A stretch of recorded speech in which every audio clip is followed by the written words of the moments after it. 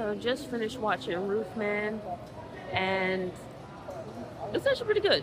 The poster would make you think that like it's a funny comedy, and in some ways it is, but it's not like a laugh out loud kind of comedy. For myself, like you'll find yourself chuckling at a few points. There are some funny moments, but for the most part, it's kind of like a drama. It had a few good laughs at like good moments, not that it was trying too hard or anything like that. Based on a true story, basically you have this guy, his name is Jeffrey, but he's basically like a career criminal. It's called Roofman because he breaks into like McDonald's and Burger Kings and I believe maybe other businesses to steal money through their roofs by cutting holes in their roofs or like smashing holes and entering through their roofs. But the story isn't really about his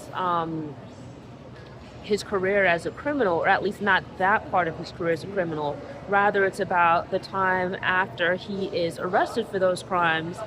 He breaks out of prison and then spends about 6 months or so hiding out in a Toys R Us.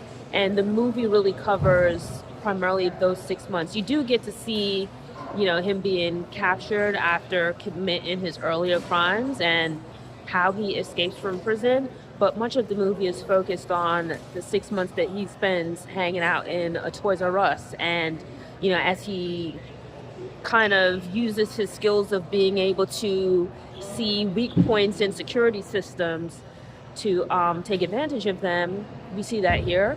But then, and it actually makes it pretty interesting while he's in the Toys R Us. But then it's like, the movie moves along pretty well and it doesn't feel claustrophobic or limited because eventually he starts to expand his area of movement beyond the Toys R Us and actually forms a friendship and a romance of sorts with one of the Toys R Us employees.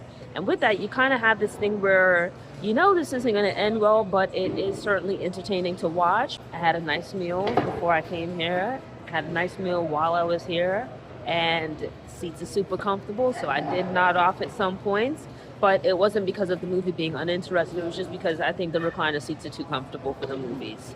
Like, you need a spring or something to poke you in your back and keep you awake. If you're looking for a drama, I think it'll be a good option and worth checking out, and with that, I recommend it.